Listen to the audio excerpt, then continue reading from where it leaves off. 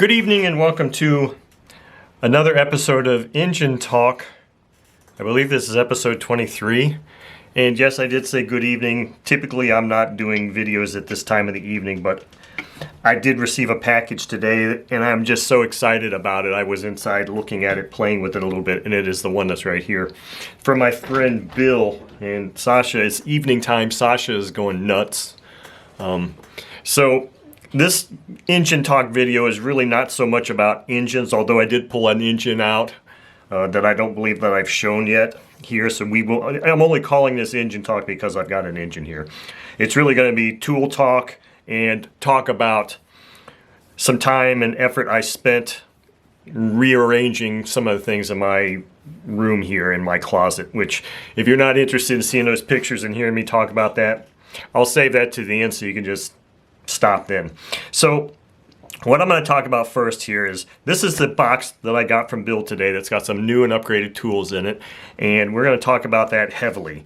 But first, let me just talk about this engine real quick. This is an engine that came to my doorstep, not unintentionally. I purchased it, but it was such a low price. I've never had one of these before, and I can replace the bearings for a Boca bearing video. This is an HB25, little bitty two-stroke engine. I think I paid like $30 for this thing, and I was like, cool. And I wanted to make sure from the review article that it did have bearings, which it does. So now I can actually go and replace the bearings and do some website testing for Boca also. So that's a nice thing. It's got good compression. The only drawback to this engine is the exhaust. So the exhaust on this has, or the muffler I should say, the muffler has some issues with it, and one of them being that somebody glued, welded, did something and put this copper pipe on the back end here, which looks like complete crap. And then the other thing is that this hole here is actually the one mounting screw hole that holds this engine, or the muffler on the engine. But then it's also missing, stripped out, ripped out, whatever, the pressure vent. But other than that, this isn't a bad little engine. I haven't run it obviously, but it's got nice compression and everything is free on it. And like I said, this engine was practically free. Now it's got what looks to be a pericarb on it, which of course, those of you that watch my channel know I'm not really a huge fan of pericarbs, but hey, it's what it is. So there's our little segment on engine talk.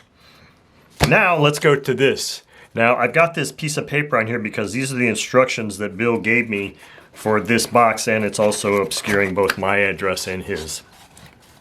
So inside this box is one tool that's common that I've had before. It was just an upgrade, and some other items. So I think what I'll just do is I'll just pull all these things out and we'll just talk about them all individually.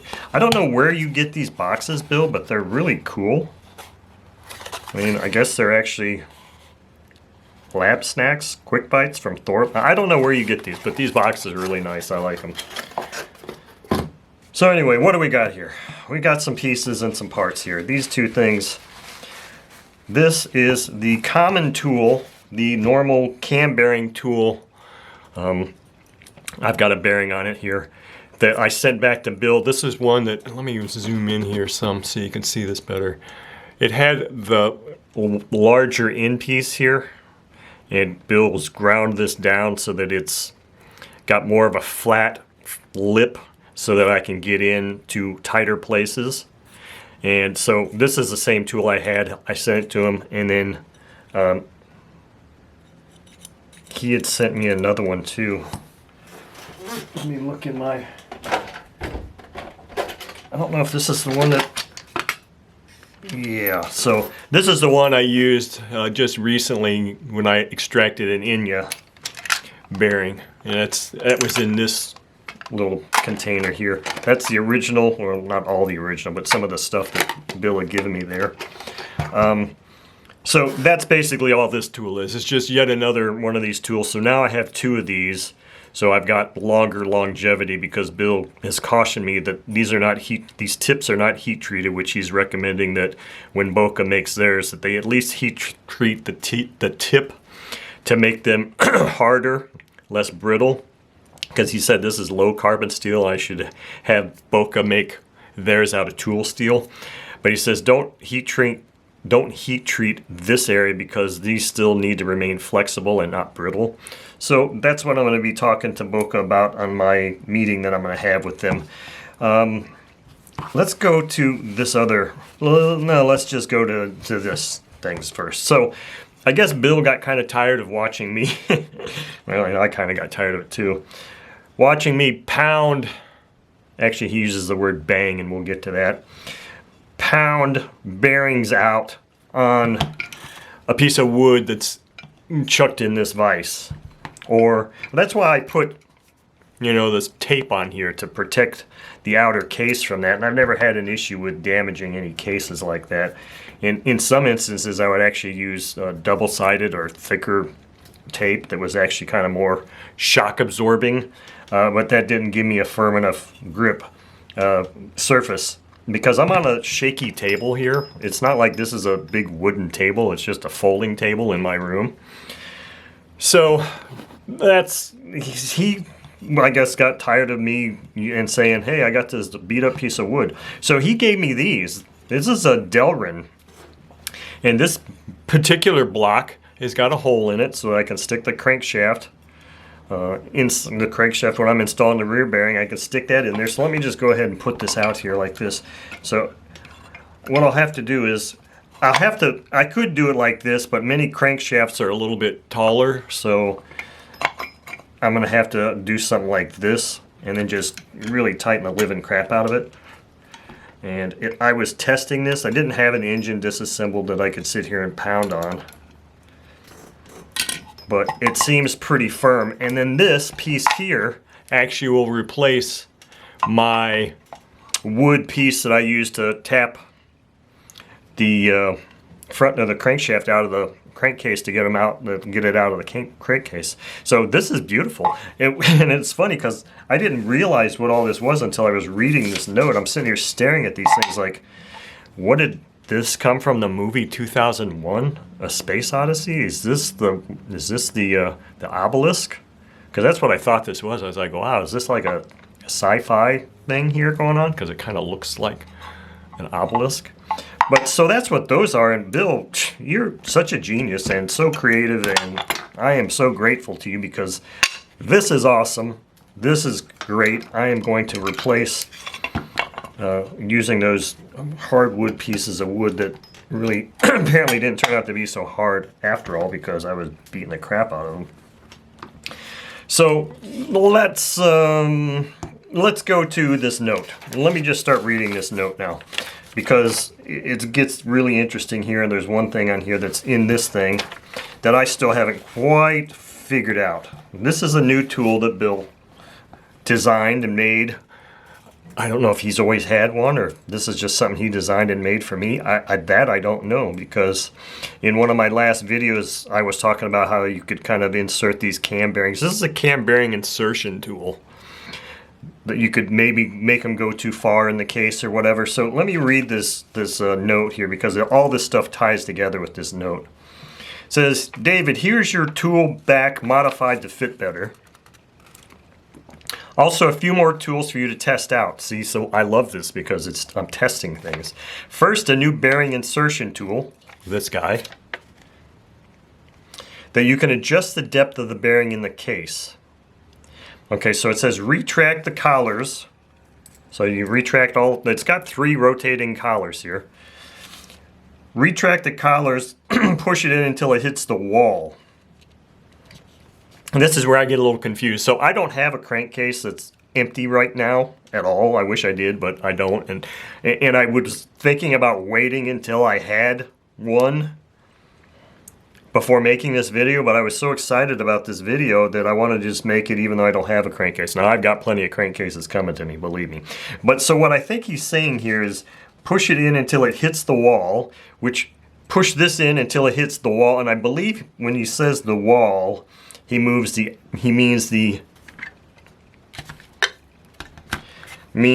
can you see this? Yeah, there, perfect. I think what Bill is saying is push it in until it hits this thing here, which I think he's calling the wall. I think. So let's kind of see if we can simulate this somehow here. So we're going to rotate this thing up. These 3 collars. This is the first time I actually put it up against an engine, so I didn't think to do it like this. So until it hits the wall, and then it says here,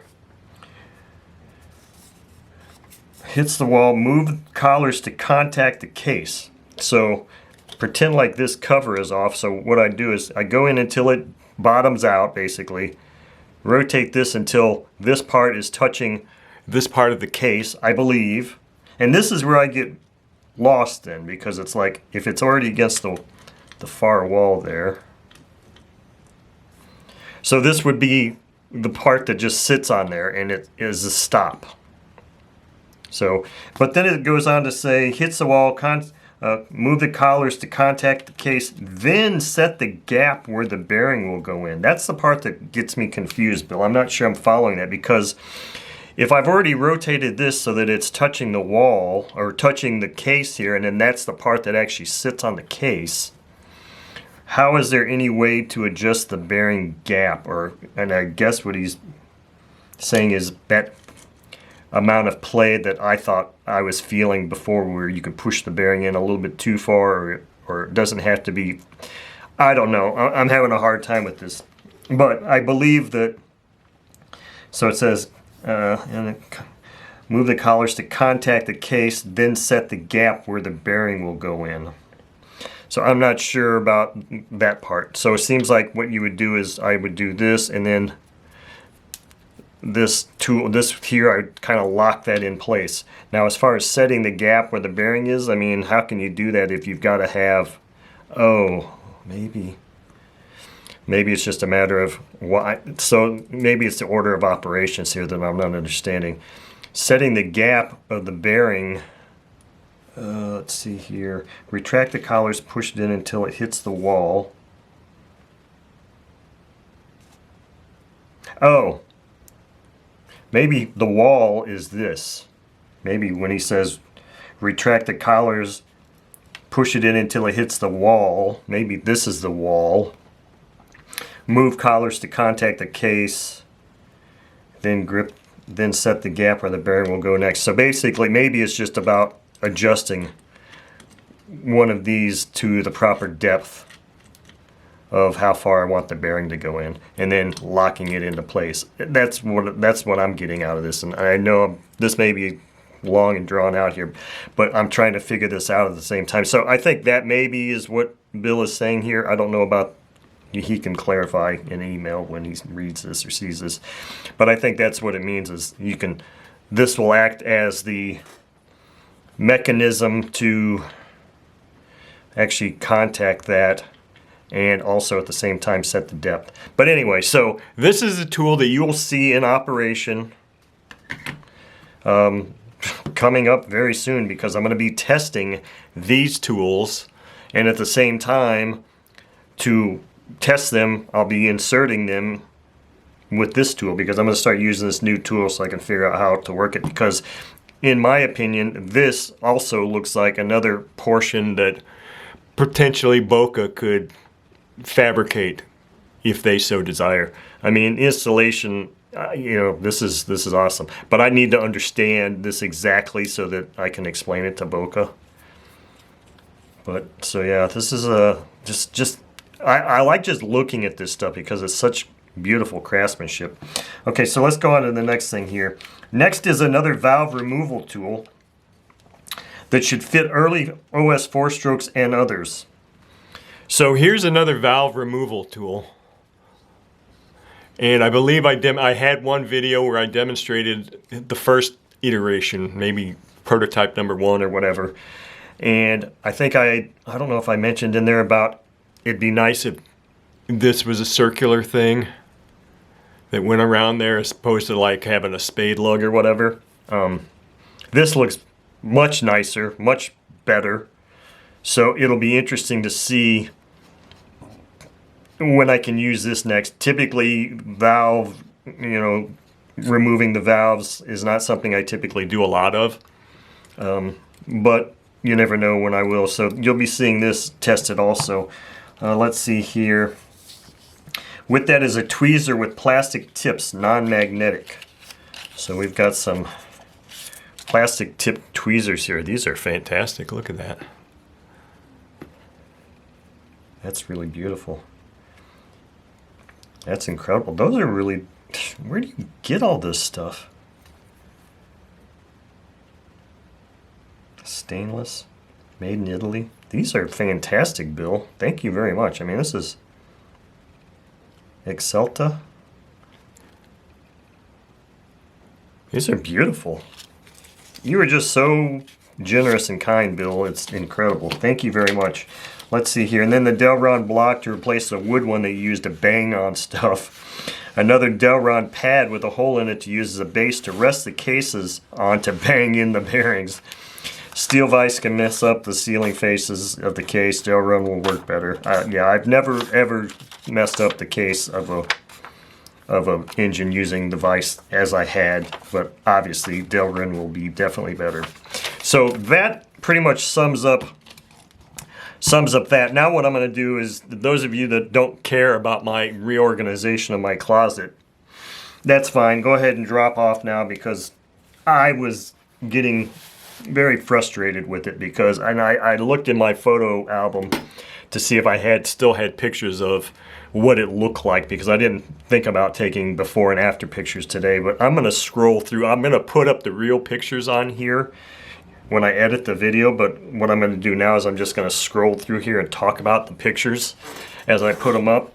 So I have been gifted many, many engines by many different people.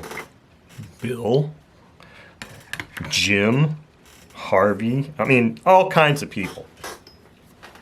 Jeremy, I mean, so people have been giving me engines as gifts, and many of those don't come with boxes. So, and I didn't, it's like I didn't have all these, so I just had little like bins, and engines would just be stacked in them, or I had cardboard boxes on just carefully, stack these engines in boxes, and they're all in the closet right behind me. And that closet, and then of course the engines I had in boxes were stacked literally 5 feet in the air. And then they'd be like Jenga stack. It's like if you move or breathe wrong, the whole thing's going to collapse. So it was just a nightmare, and it was just really, really rough.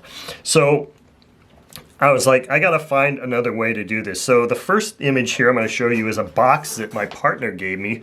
She had ordered some stuff, some vitamins or something, and it came in this nice segregated or compartmentalized box. And the first thing I did was I just started throwing some engines, I started placing some engines and exhausts in that box.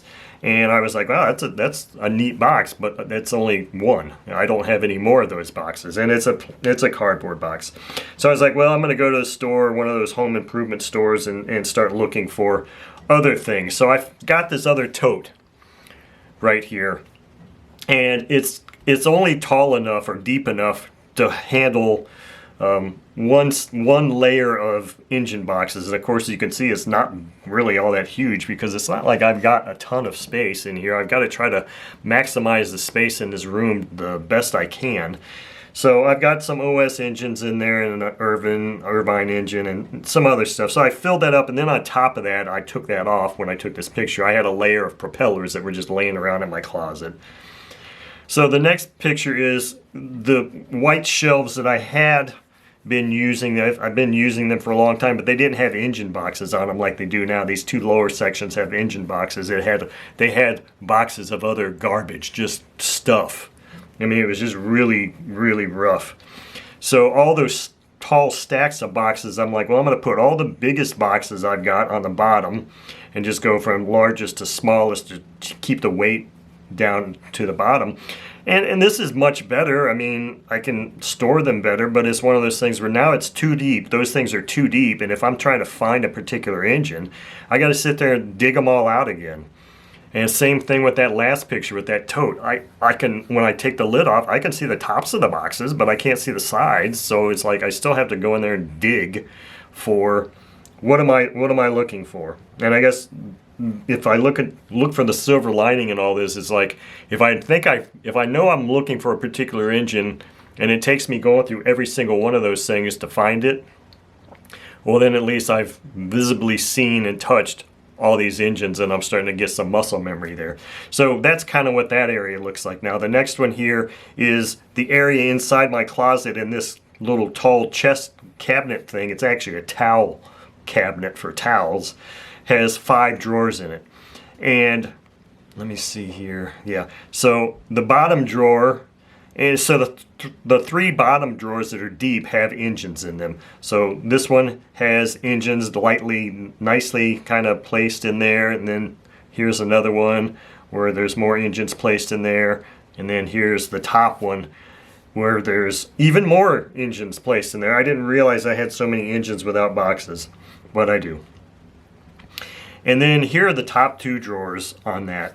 And there's just basically tools that are not in the blue toolbox that are on my table, but tools that I often use. And that little Boca box in there is where I keep my, that's the bearing, cam bearing puller tool. So, and as you can see on the top of that, there's more engines in boxes even stacked on top of that. So it's like there's just, I just don't have enough room for all of this. So the next picture here is the third area of that white cabinet or shelving area, and that used to just be a complete cluster too. I mean, it was just horrible. So I've got my bin of new bearings in there, which is filled to the top, and then that cardboard box there is all old bearings that I've removed, and then I've got engine parts. So if you look at those totes on the right hand side, that's basically the extent of all the engine parts I have. It's not like I've got an extensive inventory of parts, spare parts for engines. I have very few actually. And so that's basically all there is to my effort there for reorganization of the room, of my area. And it's not ideal, but it's a hell of a lot better than it was. I mean, believe me, it's a hell of a lot better than it was. So now, because Bill gave me these new tools, they won't fit in this Boca box. And I think I've already given away my other Boca boxes that I had like this, so now I got to try and figure out where I'm going to put these things so that they're in one spot so that I can utilize them more efficiently. Maybe I just take these out and put these in there. I mean, obviously this isn't going to fit in. This stuff, this Delron brick will fit just down there where I put my vise. But so anyway, that's our engine talk video for tonight. And thank you all for watching. And thank you, Bill, for your kindness, generosity, ingenuity, creativity, and just being a generally awesome human being.